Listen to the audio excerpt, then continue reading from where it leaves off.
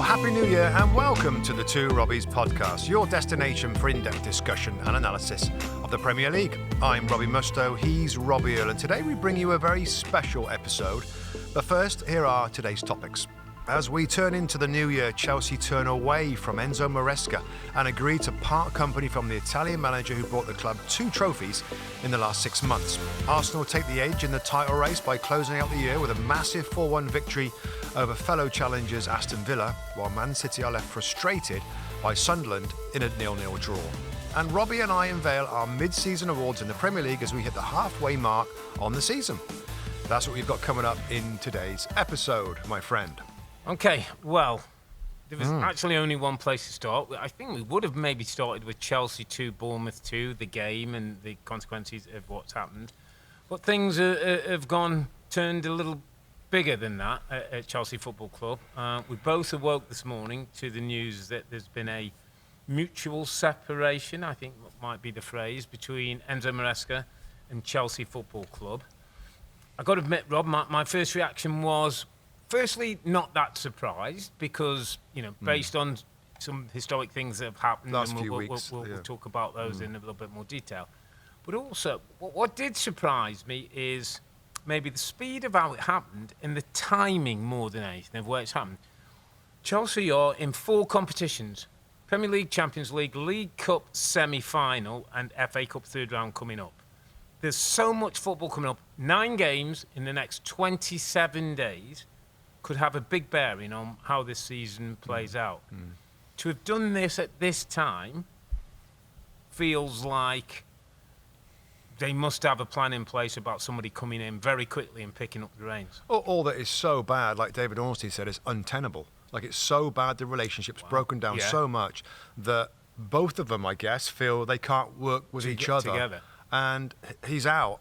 I'm so disappointed, really. I'm disappointed because whilst realising this is a very unusual project at Chelsea, unprecedented to spend all this money on some of the best players in Europe, trying to find a success for a decade, really. In the youth play. We know that there's a selling process and a player investment business that's going on at the same time. But Maresca's smart. He's done an excellent job. Pulled him back into the Champions League qualifications last year. Goes on to win the European trophy, which which is maybe expected. But the Club World Cup, even though some people kind of frown on it, poo-poo it a little bit, I mean, you still People outplayed. aren't poo-pooing it now, mate. You still outplayed Luis Enrique's PSG, the European champions, in an excellent 3-0 victory. And by the way, made a ton load of money for the football club as well. Yeah, and then going off the back of that into a Premier League season where, wow, they've hardly had any pre-season time. Yeah. And it's like, well, is it going to affect the team? I think there has been injuries. Yeah. He's rotated and rested many more than he might have normally done. I'm just so disappointed, mate, because I look at the club and you look back at, there's 4 full-time managers at Chelsea under the current ownership. Of course, they took over and it was Thomas Tuchel who's there. Now you sort of look back, Rob. Did he get a sense early on? Tuchel. Yeah, this is going to be challenging. So he didn't stay very long. Yeah. Graham Potter, there was a lot of craziness when he was there. Yeah. Maybe not the right pick, given how difficult the job was. He didn't last 2 minutes. And Mauricio Pochettino was a safe pair of hands. Yeah. Good style of play. Good with young players. Good at building teams. And yet he left with mutual consent also, Rob, early. Yeah. And now Maresca comes in, did a great job, and he's leaving. I got a question. I think we can question both sides, right? Yeah. Can we question the club side first? To get this, to be honest, to really understand this, you'd need to be in and around the club. Yeah. You'd need to know and see some of the things happening. So we have certain opinions from the club, and we're going to probably hear certain opinions from and we take certain side. reports. Yeah. And we may speculate on certain parts of it because we have to. We do. My first gambit, Rob, in terms of when you said you're disappointed, I always felt that this relationship was one of those where both parties didn't appreciate each other. I don't think the club appreciate they had a good enough. Why didn't they appreciate the manager? No, I'm saying because I don't think. Maybe he's not the biggest name. Maybe the CV resume wasn't as strong as some people they've had in the past. For some reason, there's been a dislike and a distaste to Enzo Maresca. Not sure the fans have totally bought into him yet. He had a similar thing at Leicester. Now, again, I don't know if that's part of his personality or the way he works.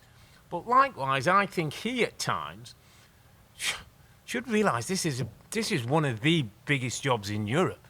A Big Six club with a great squad that needs developing, but with potentially a great squad. We've seen it, as you said, the PSG. They took Barcelona in a brilliant game recently. That's a month ago. We've seen them go against Arsenal down to 10 men and push, the way they did. So there's huge potential in this group. So from Maresca's point of view, Rob, and we're hearing it's mutual, so both sides feel it's untenable, can't work together. I just wonder if I'm Maresca, can I find a way to work with this group and stay at this football club? Because the potential of what it could be is title winners, is Champions League winners, is domestic cup winners. You don't get that at too many football clubs. So what are you saying, that he found a way to mess it up? That he rattled too many cages? The reports, David Ornstein again talked about he contacted, or his people contacted Man City. I know he's got Jorge Mendes as his agent now, hasn't he? Which might be putting things. Yeah, I mean, but that's why is he doing that? Is he unhappy in the environment, or is this bad? Is this just bad on him? I mean, again, just for our viewers and listeners, there is a big difference between a head coach and a manager. And this guy's a head coach. So basically, they've got the director of football and the whole system that buys and looks and buys young talent, brings it into the football club. Basically says to Maresca, manage this group of players and be successful. And they will have a view of what that should look like in terms of football. They'll have a view of what that should look like in terms of winning trophies.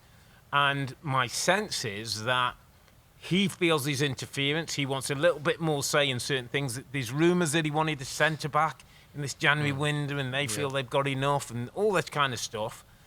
And so I just feel as though, Rob, like, there's been a bit of a fallout, and neither party really wants to say, actually, sorry, let's work this out. They've both gone with well, I'm not saying sorry, and I'm not saying sorry, and so we go along.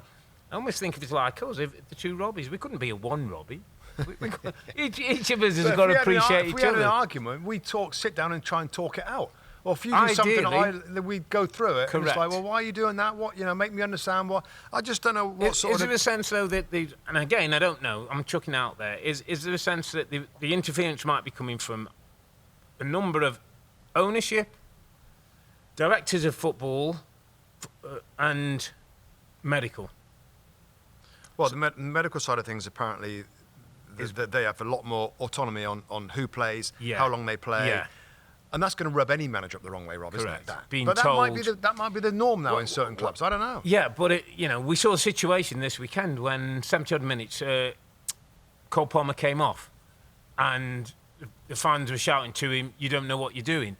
Now, he might not have wanted Cole Palmer to come off if we believe all that we're told, and maybe they were saying to him, "Give Cole Palmer 70 minutes, and then you've got to change him." This is such an unpleasant, awkward situation of club and club and. It's not great for either. It's not great for either. And I just think when you've got somebody that, and by the way, this is going to split opinion with Chelsea fans. I think I've seen already that a lot of them are like, what is the club doing? What are our owners doing? And other people, well, we haven't been playing well. Yeah, one win in 7. He's never connected with the fans.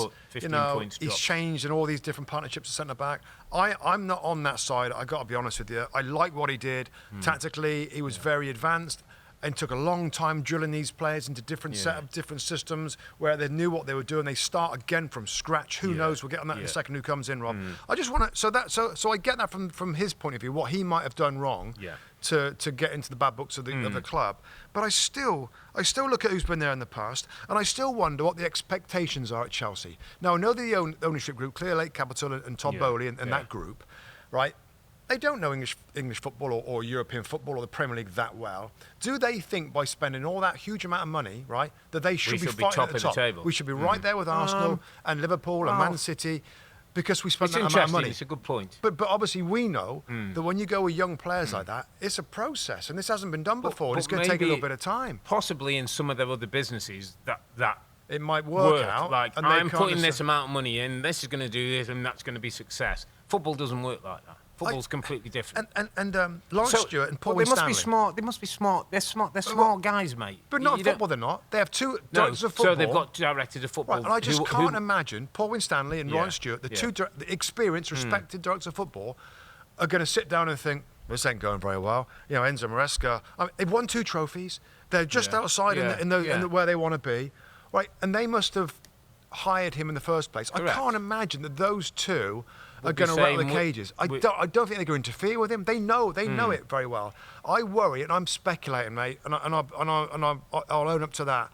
But you know, Egbali and Bowley or whatever. I think Egbali's the most powerful man with the highest shares. Is he interfering? Is he questioning the manager's tactics? Is he questioning the substitutions? Are they getting involved? Is the manager frustrated? Is that why he started talking to other people? There's a sense, isn't what's there, the environment like, given what they've already had, Rob? They've had really good managers before that haven't lasted more than a year and a half. There's a sense that after every game, they come down from the director's box they're in, they walk over the pitch and come into the dressing room. Now, that's uncommon to have the ownership close to a dressing room. And I'll tell you what that breeds, Rob. It breeds relationships where players who aren't happy will be whispering in their ears. If I've been taken off after 60 minutes and I thought I could continue to play, they'll be whispering in the ears. There's these dressing room conversations that should be amongst the players and the coach. It shouldn't be going anywhere else. And if that's happening, you've got a problem. Now, let's sort of move it on to where we go and who might come, because, you know, for all intents and purposes, it's out there, and David Ornstein went very strong in it. It feels like Liam Rossini, a young coach who was at Hull City, didn't quite get promotion with them, moved to Strasbourg, has done a pretty good job in the Blue club Coat. Under the umbrella of the Blue Coat Club, which is part Chelsea's of their multi-club system. Done particularly well, but very young, very inexperienced. Got it, you know, would look like he's got a huge future in front of him, but hasn't got a lot of miles on the clock. There seems to be a sense that he's the guy they're going to go for, Rob. Based on the reasoning, they need to get somebody in quickly. Because, you know, there's a lot of important football to play in the next 20-odd days. If those Chelsea fans thought that people like Graham Potter and Enzo Maresca, who are the two of the four that were more inexperienced, I mean, Pochettino and Tuchel, were, so they've had the experienced ones, Rob. They've had less experienced ones, and now they're going to go for another young one. I would be stunned if Liam Rossini, who was on TV a couple of years ago, Rob, wasn't he? I mean, he did a lot of TV stuff, was good on TV. Very good. And then wanted to get into the game. He's a good coach. And he's now going to manage a team like a giant club like Chelsea. The expectations are so high. That would be remarkable to me. And I'm here for it, but like, really? Yeah. Who's going to get rid of Maresca to take this? A rookie, like you know. Well, again, that would smack, Rob. That would smack if this is the case. That would smack of a decision that's been made without the full understanding of what the implications are. But the two directors of football, they surely have to say, no, guys, no. Yeah, are they in a position to say that? Well, what's the point of them being in the position? Well, to bring the players in and channel through the club. And this is the bit it's hardest for us to understand. We don't know. We're speculating on certain things, and we'd love to know. But the senior, I think, is an excellent young coach, and he's in the system and could be one for 3-4 years down the road. They can obviously click the fingers and move him out of one club into another club, so it's easy to do. He's got to get some miles on the clock, and Chelsea's a difficult club on the best days. When they're going well, it's a difficult club. I just don't know who the right guy is when they've had the people they've had already. I mean, there's been talk about a Glasner and an Earle because their contracts are up. There's talk about a Marco Silva. There's talk about Xavi. I've heard John Terry's name come out recently. You know, would be a fan's favourite with the right backup behind him. Do you think that anyone that comes in next, they have to like win immediately to keep their position? Well, basically, because after a year or so, if there's a little bit of fan discontent, they're probably going to go. I think it's two things. Win instantly and put up with the conditions of the job and don't moan about them. So the conditions of the job are, you know, we might tell you this, we might tell you that. You've got this player for 60 minutes and you're going to have to get on with it. There isn't a matchup, Rob, and we should move on in a second. Yeah. There isn't a fit here with a club that's buying young players to grow. Unique. Right? This is unique. To grow and yet expectations of a manager to make them win. Yeah. It's just This is unique. It doesn't match up. Like, this is going to take a little bit of time. I think they we sign made a on good long point. they sign on long contracts on low wages, so it's something that's going to build, and yet they want him to win straight away. That's like, two projects you mentioned earlier today, which I thought was a good analysis, was Jurgen Klopp went in at Liverpool, amassed a group of players over a 4 or 5 year period, and we see what they do. there you go. Mikel Arteta's doing the similar 6 thing. years. And they haven't just bought young players, they've got experienced players and all sorts. There's a mix. So Chelsea are going down the young player route, which is fine. But don't there expect has to be patience. Yeah, but don't, that, even if you give that 4 or 5 years, we're saying we're not buying any older players, you've got to give that 4 or 5 years to mature. We keep saying all this, like Chelsea dropping points from winning points. Chelsea still can't manage football games. These young players haven't still yet worked out in games where they go ahead, and I heard some stat today, they scored first in every home game apart from Palace this season and dropped points in games. Yeah. Yeah, I mean, I knew it might come given what we've heard the last couple of weeks. And a lot of this, by the way, it maybe is Enzo Maresca's fault. Right? I Listen, just think, what environment is it that I don't think ends up being this he's blameless. collision? I don't think he's No, blameless he's not. by I'm any sure means. he's not. It's just like... The thing he came out with, the 48 hours, I've not had the support, and it's my worst time at the club. I mean, what was that? What, I mean, who was that? Why or what was he trying to say there? And he felt the need to say it wrong. Yeah, that's what absolutely. I'm saying. I know he shouldn't have done and said things that he has, but what's led him to that? Yeah. And that's what's hardest to find out, what goes on behind closed doors, because no one's going to report that. No. I just think they had a good one. I think they had a good manager, mate. I think he's really smart, and I thought the team was responding to him over a difficult full summer of games to come into the season and to expect to be in the top. I know what it's going to take for them to be in the top 2 or 3, and he's not, and now he's gone. Within 7 days, mate, I mean, there'll be somebody else sitting in that seat. I guarantee you. I mean, a month ago, I think days. he's the current. He's the current manager of the month for November. He That's got it gotta on be a December first. the 8th. He was December 8th, he's won the manager of the month. For- and then he's out on a month on New Year's later, Day. yeah. First, Less than a month, he's January. out. Amazing. Only Chelsea. Only Gosh. Chelsea. Okay, mate. Let's move on to Arsenal, who had a big test coming into this midweek.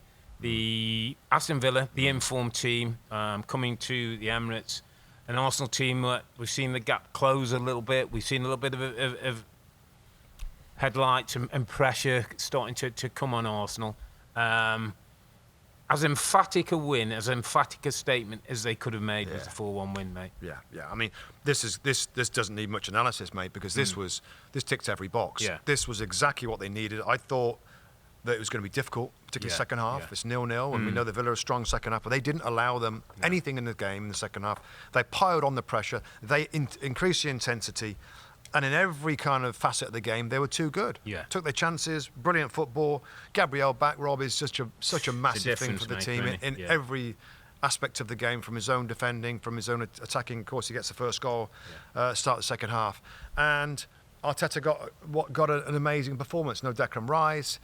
There's players coming back from injury. Jesus looks like a new man inspired with what he's doing right now. Victor Gyökeres still is concerning. Yeah. But when others are stepping up and scoring goals like that. Odegaard came back in, didn't he? Playing well. Yeah. Last 2 or 3 games. He's brings something different, doesn't he? It's a Yeah. little bit of difference. Penetration, assists, passes. Clever passes. Yeah. So it was a very strong, mate. Very strong performance. Yeah, I'd say written down the two Gabbies, I think, at both ends of the pitch could have a really important part to play. We know Gabriel the defender, but Gabriel Jesus, he could rattle in 10 goals, and he's won a title. He's got the experience. Let me just point you to an incident that's happened in the game. Mikel Merino was on a yellow card, my friend. Yeah. And at 2-0 up, he pulls down Morgan Rogers right in front of the nose. The referee has a good look at it. Yeah, he's behind him though. So So he might. That's the only out I can give him. I'm convinced all day long he sees enough of that challenge. So why doesn't he give a yellow card? I mean, that was the bit of luck that maybe Arteta will say they needed, or things have gone against them this season, because that could quite easily have been a second yellow. And it was on 58th minute or 59th minute. 2-0 it was up, 2-0 up. Yeah, so I'm not sure, and it might not have affected the result. But it was a one of those shocking times miss where, of the ref. Yeah, and a little bit fortunate for Arsenal. Yeah. But having said Other than that, they were excellent. a day when it wasn't necessarily a Saka day or, those kind of players. And I think that why also needed it. There's been a few narrow own goals. Yeah, Don't talk yeah, about they need own goals or you and need set pieces. Yeah. And I think I said last week that they could do with a real dominant, real strong performance just to get back on track. Well, maybe it's a week later than they thought or a few days later, but that's exactly what they need. I like That's the what they line got. from Arteta actually in the end. He said what he liked about this was when his team smelt blood, they went for it. I thought it was a really good way of saying once their football after second half was excellent. Well, once Gabriel gets back with Saliba and that centre back, and I know the fullbacks changed a little bit. People aren't going to score much against them, and they got variety now in attack. They got options. A tremendous bench, isn't it? You look at their bench. Kai Havertz on the bench, Rob, so he's coming back as well. Yeah. So really good, really positive for Arsenal. It's a great win against tough Villa. Absolutely. Should we go to Stadium of Light? Sunderland 0, Manchester City 0. In fairness, I thought it was a brilliant rear-guard action by Sunderland, who in the first half actually pressed Rob. We did a little piece on their physicality, winning the ball, stopping City playing. Pep obviously was disappointed. They did play better second half, but some great defending, some good goalkeeping, some not great finishing from Manchester City. Ends up being a really good result again for Sunderland, who now drawn with Villa, drawn with Liverpool, drawn with Arsenal, and Manchester City now at the Stadium of Light, unbeaten. Brilliant. One of the only two unbeaten teams in this. Regis Lebris, I know we keep on, but I just thought his team showed us another part of who they are. We've seen them play good football. We've seen them go a bit direct. We've seen them, pressing a little bit higher. Today they were in a low block. They weren't off committed. Only in a low block second half, really. Yeah. First off, they were a little. They were at times, but they certainly pressed a little bit higher, and City found it difficult to get their football going. I mean, I've seen enough of Sunderland now. I know all about them. Yeah. I've seen them close enough now, enough times to know what they can do, and the shape of the team is a brilliant shape. You can see it like when you see the team play, but also the aggressive pressing. Whenever anytime a ball went wide, they were right quick into the face. They're doing everything right defensively, and with good bits of football, with the long throws and the set pieces and the physicality, they're going to score enough goals to win points because the defence is so strong. Third best defensive record in the Premier League right now. So, and half a season gone. So, by the way, 6 players missing at AFCON. Yeah, absolutely right. So from their point of view, absolutely brilliant. And also I think for Man City, Rob, Arsenal drew 2-2 there. Yeah. I thought City played well. They tried everything. They went wide. They attacked in through their wingers. They have the guys through the middle. They did get into the box, particularly in the second half, and had opportunities. Some of them threw their bodies and faces in front of the ball. And you can't win every game. And I think Pep after was like, I don't know what else he can do, Rob. Do you think for them? I mean, what else could you have done? No. He used his subs. Goalkeeper had a good day. I mean, Holland didn't have too many good looks. He made a save off his feet early on, but it was one of those days. And Doku came on and started to have a bit of a threat coming inside, but they didn't often get numbers behind the ball and Granit block Xhaka things was outstanding. out. Again, outstanding. So there's not many places, as I say, teams are going to go to Stadium of Light, and Manchester City have to be happy with a point on that one. But just quickly, mate, that's a 4-point gap now. We're halfway through. That's a 4-point gap. It's a good match week for Arsenal. That's a two result shift, isn't it? Yeah. And that's possible, but that's a lovely cushion. Given there's half the season left, 19 games. 19 games. And they've got 2 results where they need to be. City have to better them for 2 results. So based on the 4-1 defeat for Villa, are they the little horse in the race? They're very little horse, which I never had them in the race, really. And when they're that close, like 3 points, I get it. Yeah, 3 points behind. But it's not. I also think, a lot of this talk of races, it's not a race until. No, it's not. It's not really a race. It's not a race until like April. Yeah. Till we. And then when you see the light at the end of the tunnel, and there's like 8 games, then you're sprinting to finish. So I think it's going to be totally out of it. I think it's going to be a 2-horse race. Of what we've seen, more evidence of these fixtures, Rob. It's going to be Arsenal or Man City that win the Premier League title, and a 4-point gap for Arsenal. Often, mate, that's kind of how it ends up. Yeah. I know a lot of people, Danny Higginbotham talks about it's only themselves that's going to mess it up, and it's probably the case right now, isn't it? Given they've got good how look good at fettle things. they're in. Okay, mate, let's quickly get to some of the other games from the week. Manchester United won, Wolves won. Zirkzee with the goal first half for United. Krejci gets an equaliser, and then actually Wolves had a couple of chances. Lamens had to come out with a decent save. I saw a really interesting stat, Rob, of Manchester United. Someone said, like, what's 2025 meant for them? They started the year with a 2-2 draw with Liverpool, and finished the year in a 1-1 draw with Wolves. And it's kind of in between that. We've had good games, bad games, different systems, not sure what we're getting. I kind of feel like there's a bit of frustration circling around United. Even though they're slightly better, they're sixth in the Premier League, there's still something that doesn't quite feel. Yeah, it's one of them, Rob. We couldn't get a good look at it. All the games going on at the same time in these midweek rounds, and they're all playing at the same time. You know, the highlights that we saw, the system change Back again, goes back to a 3, where people are like, well, hang on a minute, we were really good last time. Like, why are we changing stuff? The Zirkzee coming off at half-time. Yeah.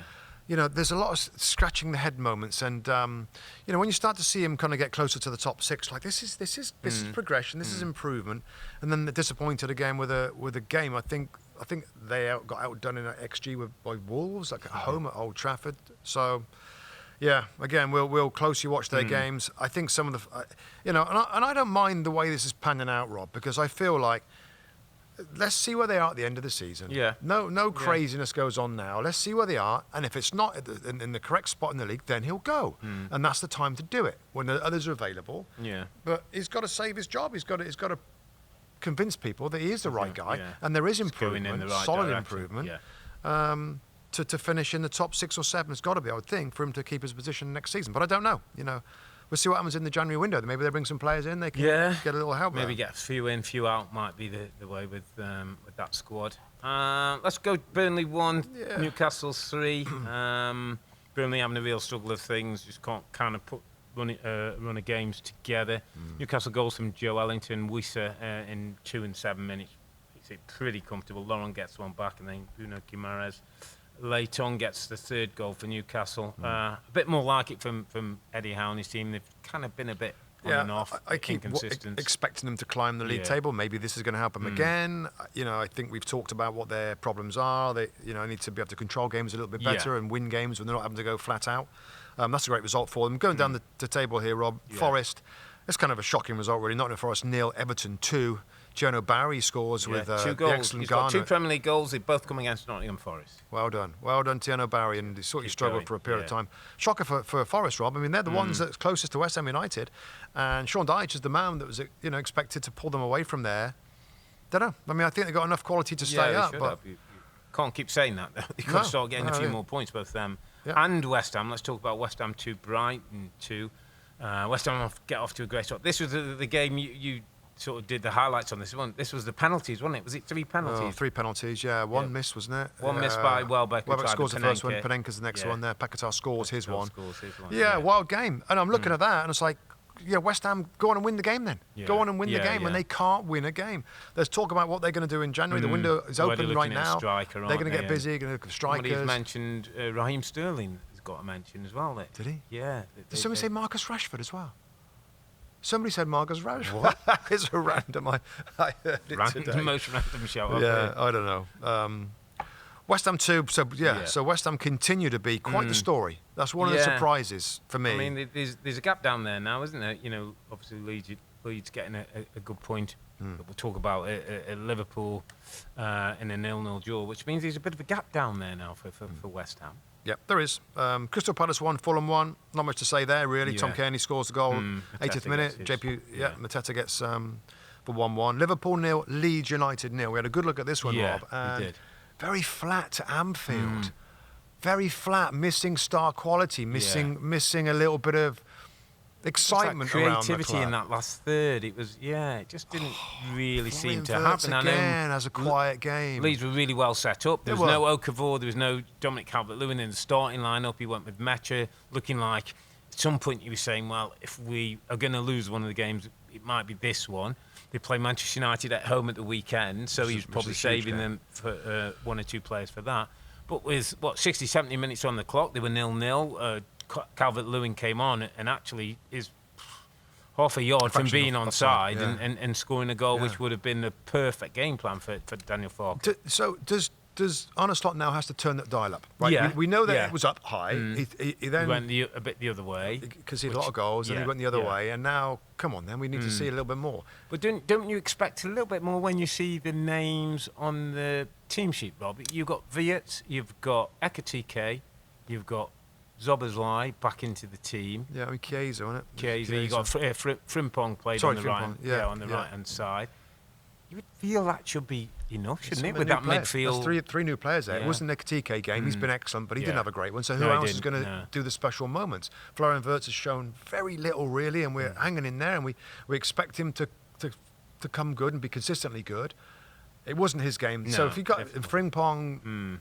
didn't do a ton from the right-hand side. So my main comment on the game was they looked average. Yeah. They looked average. Mo Salah, if he comes back, which looks like he might, they need that. They need a special. Spark, they need some special sparkle on the team again. And without that, can Arne Slot install a little bit more intensity, a bit more desperation? Yeah, I was a little surprised because one of the things that I picked out when he first came to the football club was like making changes, affecting games from the sideline. I expected him, Rob, after a 0-0 first half, to come out firing. Yeah, and a bit more intensity. Going at the cop and really having a go at it. It just didn't seem to work. And I don't know whether there's, no, it's a whole different story, but the tiredness, the amount of games, whether, for attacking players, they have to feel sharp and feel like you've got your legs. Maybe it was one of them. It just wasn't, a game too much. Yeah, disappointing of Liverpool. The last game, Rob, it's another 0-0. We had a weird game today, New Year's Day. Brentford 0, Tottenham Hotspur 0. I guess for Spurs, they're building on clean sheets. They're wanting to see more than that. Brentford had a particularly good run recently, so that's not a bad result. Now, mid-season awards, my friend. We're going to hand out some silverware. Yeah, because exactly halfway through the season... Let's start with the underappreciated, because that's our thing, our special... piece that we do in the podcast. So I'm going to pick my underappreciated 11 of the season. And this is kind of what it's going to look like. So Jordan Pickford's in goal. Michael Coyote has been outstanding. I like those first two. Tariq Mitchell, left back, is just one of those who never gets a mention for Crystal Palace. Does it particularly well. Dan Ballard and Malik Chow, I think, of two centre-backs who have come into this league. It's their first season in the Premier League. I think they both made a big mark for the teams. In midfield, I've interested gone for Granit Xhaka, which was a shoe-in. He was my captain. Yep. And I've put Moises Caicedo next to him. Explain that, please, Mr. Earle. I feel like he's pretty appreciated. Well, it's $1 zillion and he's done well. Well, let me just say that I just feel as though if he's that well appreciated, people still are not 100% sure. People keep telling you about what he can't do and he's going to control himself. Interestingly enough, I think next to Granit Xhaka, who was one of those hotheads in the past, I think would be a good combination, one he could learn from and they could play together. So I've got those two in there. Harry Wilson is the archetypal, underappreciated player at maybe not, and sorry Fulham fans, the most fashionable club who gets the highlights. He delivers every week that you see him playing from the right-hand side. Iliman Ndiaye has been a little star for me. Agree. I know Jack Grealish gets the headlines and one or two others. Bruno Fernandes is also... He's appreciated, Rob. Well, he isn't, Rob. Because the first thing that people want to tell you is he's not that great. He's always moaning at the seams. He's not a great captain. He's not this, he's not that. Let me tell you, without him in the team, Manchester United would be in all kinds of trouble. He makes my underappreciated team. And up front, Igor Thiago, if you were to say good somebody numbers. who was going to be next in goals to Erling Haaland at the top of the Golden Boot, Igor Thiago gets the nod. He's got a few penalties, but no, I'm not. I think that's a good shout. Yeah, it's pretty good, mate. I particularly like Wilson, Xhaka, and Malik Chow from Newcastle United. So I'm going to do the best team, the best 11 of the season so far. Your best 11. Yeah, what I think's a pretty... they've all had good seasons and they're really important players. So there's a couple of years that may be a little bit underappreciated as well. Yeah. Robin Roofs, how about him? 22 years of age. Yeah. If you look at his stats, some of the best stats in the Premier League. Saw him again today, didn't we? We saw him again today. Third best defensive record in the league. He makes 22 years of age, mate. Yeah, good age, good presence. Good size. He's going to be a Premier League goalkeeper for a long period of time. So I think he's been, based on some numbers... and again, a little bit unusual pick, but Robin Roofs. Daniel Munoz at right back, Crystal Palace. Just goals and assists, energy, defending, attacking. Is he a right back or is he a wing back? Well, he's a bit of both. He's more of a wing back. He's a bit of a wing back. Other than that, we're looking at Gabriel. Shoe-in. Absolute best centre back in the league, I would say. Mickey van der Ven. Yeah. No, absolutely no question there. And Calafiori. I really like Calafiori. Yeah. Versatile, attacking, He's got an eye for a goal, rolls into midfield, sometimes stay wide, sometimes stay back. Excellent attacking set pieces, attacking and defending set pieces. I got it. You got Calafiore. So midfield players. Yeah. Look at your little face. Declan Rice, shoe-in. Elliot Anderson. Yeah, I know. I think he is an excellent midfield player. And you might want to chuck in your Moises, Caicedo. I mean, there's my argument. If Moises isn't underappreciated, Moises why would he not be sitting in your team? The mentality difference is the factor here. Elliot Anderson's got a brilliant mentality, not getting himself sent off for crazy challenges, going over the top. Anderson next to Rice. Antoine Semenyo has been superb. The numbers of goals he's got in a team that struggled. Which looks like taking him to Man City. It looks like he's going to take him to Man City. Semenyo's in my team as one wide player. Morgan Rogers, I mean, come on. Yeah. Morgan Rogers has to be in with what he's done. Yeah. And the two strikers, Earle and Haaland, incredible numbers from what he's done so far, and Hugo Ekitike as a front two. So I kind of like that team, Robbie. Yeah, I can't argue too much. Elliot Anderson sort of does stick out a little bit to me, as I'm not quite sure. I'm not as sold on. I mean, it's talking about 100 million. Next 100 million guy they're talking about. Let's go to some individual mid-season awards, and we're going to start with our best summer signing. And I'll start with my best summer signing, and I picked him at the start of the season. If you go back and look at any records, Granit Xhaka, my friend, has been outstanding. $23 million from Leverkusen, brings experience from Arsenal, title winning in Germany, has come into this football team with leadership, with drive. I mean, today was a perfect example of what Granit Xhaka brings to against Man City. Yeah, he really was. Yeah, I mean, it's funny, Rob. This category, right? Best summer signing. They're in a lot of players that stand out. Been as successful as you would like, really. I've gone for Liverpool's Alexander. Hugo Ekitike. Hugo Ekitike is my summer signing of the season. Of those expensive players that's come into the league, we know there's a lot of strikers in the league. Different clubs have got new strikers. All the big clubs pretty much got new strikers. He's done pretty well, mate. From the first day at Anfield when we were there pitch side to watch him play, I think he's kind of got up to the speed, the intensity of the Premier League. He's been a regular goal scorer. I think with his age and stuff, there will be periods where he's going to drop off a little bit. But I think he's probably been the best summer signing, this season. I'm not going to argue. I'm not going to argue with you. Surprise of the season. Could be a player, could be a team. Yeah. Surprise of the season, Robbie Earle.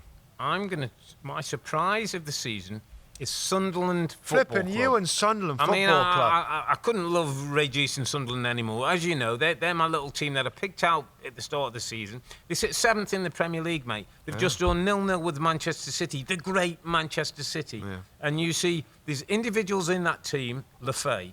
You look at Mukiele. You look at Isidore. You look at who's the wide player? Hume, Trey Hume today. Yeah. Mayenda's come in, and these players there. And by the way, six on AFCON as well. Yeah. Dior and the likes. I just think, Rob, for a promoted team who came up through the playoffs, by the way, they're 24 points behind Burnley and Leeds. Amazing. 24 points. Well, they bought a whole new team. They bought 14 players in the summer, and it's been, to me, Sunderland being pretty much safe as we're at the halfway mark is incredible. And what we're basically doing here, we look at a league table and what's the most surprising? Surprising West Ham was down at the bottom. That's one surprise. But I got to say, the biggest surprise for me is Liverpool. Liverpool in full, the champions, or the way everything that's gone on. Liverpool, the champions, spent £400,000, wasn't it? 400 million. 400 million. Sorry, 400 grand. That'd be a good window. Yeah. Over 400 million, and the thought was, this is it. Nobody else better show up. They got eased out. I mean, I was. You were. Yeah, and for them to be way off the pace, right? And I know they're sat in 4th, which isn't awful, but they're 12 points behind Arsenal. Just watching them with your eye, nowhere near. So different when the expectation would have been, right, it's a good time to add players. People were talking about did add players legacy and top players. Going on and on and on, weren't they? Gosh, and the way that they're so far off has been the biggest surprise for me this season so far. I mean, maybe they can turn it around second half, but wow, I think we all expect him to be doing better than that. We both picked the same manager of the season. I mean, Regis Lebris. It couldn't be anyone else. He is. I'll tell you who deserves a little mention. Keith Andrews at Brentford, by the way. They're sitting on 9th. I think he was one that everybody thought, set-piece guy, taking the role of Brentford, done the right thing. It is an honourable mention. I mean, Unai Emery, Rob, I know it just with dropped that off, run but that some they've run, had, incredible. with all the European football they have to play as well and everything else. So we both went for Regis Lebris for the manager of the season. Player of the season. Well, you have him in your team. He looks like he's heading to Manchester City based on what he's done in the first half of the season. Antoine Semenyo, my friend. The goals, the assists, the productivity in a team that's not been at its very best. It's at 15th in the Premier League as we stand. When other players were struggling a little bit and not having form, this guy came out the blocks firing and has been there pretty much all the first half of the season. Antoine Semenyo has been my It's good. It's a good pick, Rob, because it isn't the obvious one, which I've got to go for. I've got to go for Earle Haaland. Yeah. I mean, I think it's now, didn't score against Sunderland, so it's 19 Premier League goals in 19 Premier League matches. Anytime that number's close, it's phenomenal. And I don't know, maybe it's a lazy pick, it's the obvious pick. He's way ahead of everybody. I mean, he's way ahead of everybody else, isn't he? It's more goals than Nottingham Forest have scored as a team. Yeah, he's got 8 more than the next person on the list. So, and there might be others that do well in the second half of the season, but I can't look past that guy's goals and numbers. The consistency is amazing. Incredible number, and should never be underappreciated. That you know how hard it is to score goals. Okay, mate, those are the half-season awards. I mean, the big awards will come out at the end of the season, but we'll pass those half-seasons on to all the players. Make sure. I know they're looking forward to receiving them. So on the first day of the new year, Chelsea and Enzo Maresca agreed to a separation. Well, there's a bit of separation at the top of the table now. There's 4 points between Arsenal and Manchester City. We'll be back on Sunday, January the 4th, to recap match week 20, which includes a very interesting game of Manchester City facing Chelsea, who'll be in charge of Chelsea by then. But for now, I'm Earle, he's Mustoe, together with the two Robbies. Have a happy new year. Thanks for watching and listening. Be safe, stay healthy. It's a good night from me. And it's good night from him. Good night.